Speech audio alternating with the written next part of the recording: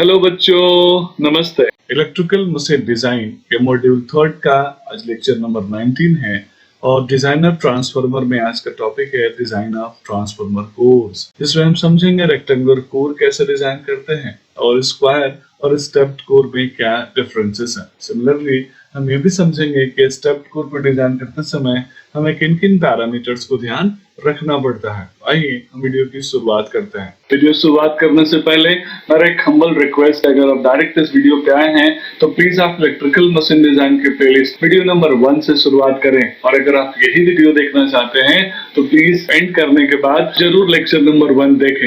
जान दे देंगे इसके लिए, क्या बात कर रहे हो आप। नमस्कार बच्चों, मैं आपका गुरु दोस्त प्रशांत सर स्वागत करता हूं आपके channel Sai academy of electrical engineering.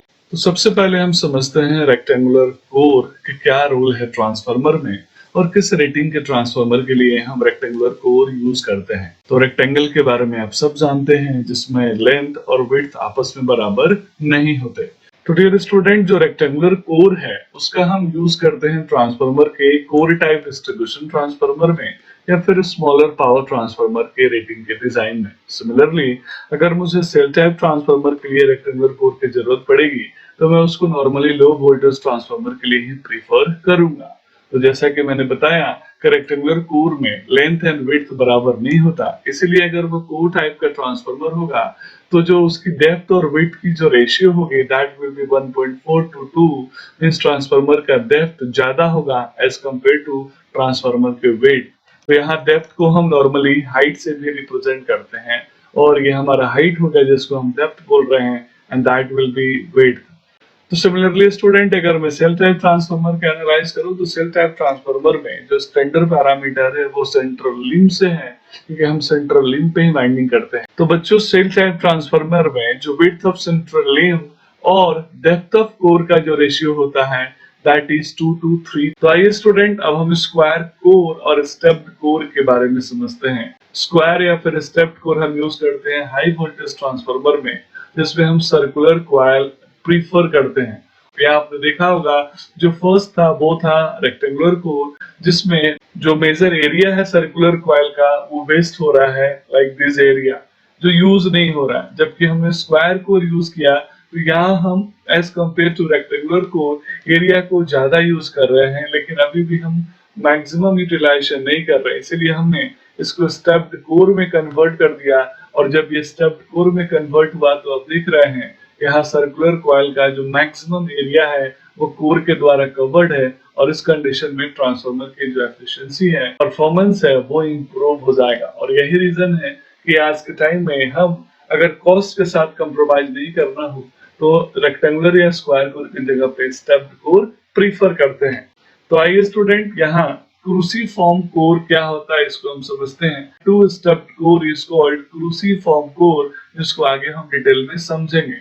Similarly यहाँ 3 स्टेप्ड क्रूसीफॉर्म कोर है। तो बच्चों, जो स्क्वायर कोर में सर्कमस्क्राइबिंग सर्कल का जो डायमीटर होता है वो लार्जर होता है as compare to stepped core of same area of cross section. और यही रीजन है कि जब हम स्टेप्ड कोर यूज करते हैं तो हमारा बेटर यूटिलाइजेशन होता है वाइंडिंग का as compare to square core. अगर स्टेप्ड कोर से हमें इतना ही बेनिफिट है तो हमें स्टेप कोर ही यूज करना चाहिए, लेकिन स्टेप कोर की अपनी एक लिमिटेशन है, और वो लिमिटेशन है कि स्टेप कोर में आप डिफरेंट साइज के ट्रांसफार्मर के कोर्स डिजाइन करते हैं, जिसके लिए आपको बहुत सारे नए डिजाइन करने पड़ेंगे। मींस जो आप लैमिनेशन करेंगे वो हर साइज के कोर के लिए अलग से डिजाइन करना पड़ेगा, और इसका इम्पैक्ट हमारे ओवरऑल कॉस्ट पे पड़ेगा। और वो कॉस्ट इसलिए बढ़ेगा क्योंकि जितनी ज्यादा डिफिकल्ट और डिफरेंट डिजाइनिंग होगी, लेबर चार्जेस उतने ही ज्यादा बढ़ेंगे। तो आइए स्टूडेंट, कुछ मैथमेटिकल एनालिसिस कर लेते हैं, जिसमें हम समझते हैं कि स्क्वायर कोर मैंने प्रेफर किया जिसके चारों साइड्स बराबर हैं, और उसको मैंने साइड लेंथ को ले लिया a। इसका डायगोनल जो लेंथ होगा दैट इज d। अगर मैं इस स्क्वायर के ऊपर एक सर्कल को वाउंड करूं, जिसको मैं बोलूंगा सर्कमस्क्राइबिंग सर्कल, मींस जो मैं कॉपर का कॉइल इसके ऊपर वाउंड करूंगा, वो जो सर्कमस्क्राइबिंग सर्कल का शेप बनाएगा, उस सर्कमस्क्राइबिंग सर्कल का जो डायमीटर होगा दैट विल बी d। तो स्टूडेंट, पाइथागोरस को हम यूज करके यहाँ पे राइट एंगल ट्रायंगल का एनालिसिस कर सकते हैं, और हम लिख सकते हैं D square is equal to a square plus a square, और यहाँ से बनेगा D means diameter of circle, या फिर मैं बोल सकता हूँ diagonal of square core is equal to under root of a square plus का ए स्क्वायर, और that will B 2a square. तो ए कॉमन होके बाहर आएगा, मींस यहाँ से रिलेशन मिल गया d equal to under root 2a, जो कि आपको याद करना है। तो स्टूडेंट अगर मैं यही से इसी रिलेशन से साइड लेंथ निकालूं तो that will be d by under root 2।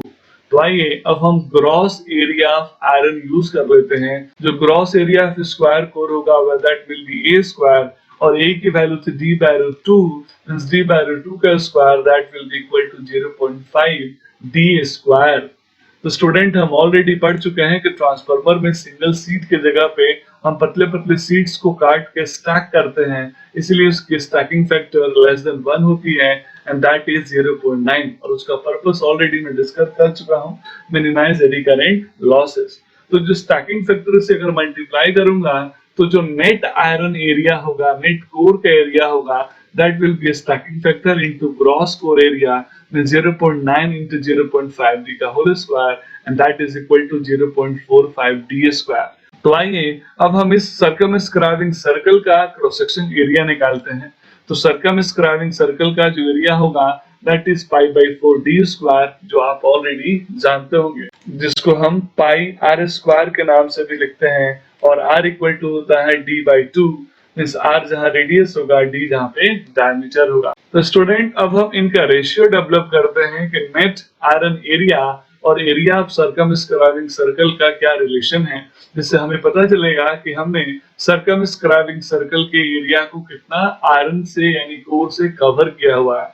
तो जहां पे net core area 0.45 D square आया और area of circumscribing circle pi by 4 D square आया, जब हमने इन दोनों का रेशियो लिया that is equal to 0.5। Similarly अगर मैं नेट की जगह पे ग्रॉस कोर एरिया लूं और एरिया ऑफ सर्कमस्क्राइबिंग सर्कल लूं, तो ग्रॉस कोर एरिया था 0.5 डी स्क्वायर और area of circumscribing circle pi by 4 D square, तो इसकी वैल्यू आएगी 0.64, means as compare to net iron area better utilise कर रहा है, लेकिन हमारी लिमिटेशन है, हम ग्रॉस एरिया को प्रेफर नहीं करते क्योंकि ट्रांसफार्मर में हमें स्टैकिंग करना पड़ता है। मींस मैं यहाँ से बोल सकता हूँ कि जो नेट आयरन एरिया है वो ओनली 57.3% है।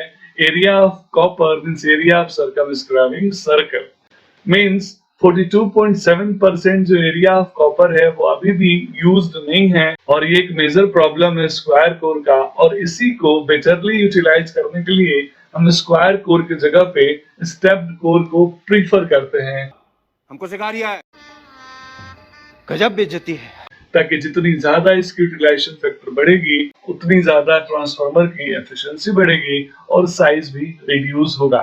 तो इस तरीके से स्टूडेंट यहाँ हमने देख लिया स्क्वायर कोर क्या है, रेक्टेंगुलर कोर क्या है, स्टेप्ड कोर क्या होता है और स्टेप्ड कोर की जरूरत क्या है। तो आइए स्टूडेंट इस वीडियो को यहीं कंप्लीट करते हैं और मिलते हैं अगले वीडियो में, जिसमें हम समझेंगे स्टेप्ड कोर का मैथमेटिकल एनालिसिस, जिसमें हम 2 स्टेप्ड कोर, 3 स्टेप्ड कोर और 4 स्टेप्ड कोर का पूरा डिजाइन एनालिसिस करेंगे, क्रूसिफॉर्म सर्कल का डिजाइन एनालिसिस करेंगे, और हम समझेंगे कि स्टेपिंग बढ़ाने से ओवरऑल हमारे ट्रांसफार्मर का यूटिलाइजेशन फैक्टर जो है कॉपर का वो कितना बढ़ रहा है। इसी के साथ आज की मजदूरी यहीं खत्म करते हैं। अगर तुम्हें वीडियो पसंद आई तो लाइक मारो, और अगर तुम लोग नए हो तो सब्सक्राइब करो। तरीका भीख मांग प्यारी समझ गई। नहीं, अभी और सुनिए। जान दे देंगे इसके लिए, क्या बात कर रहे हो आप? वो जो लाल वाला बटन है उस पर फूट फेंक के मारो या फिर मोमबत्ती, मुझे नहीं पता, बस क्लिक हो जाना चाहिए।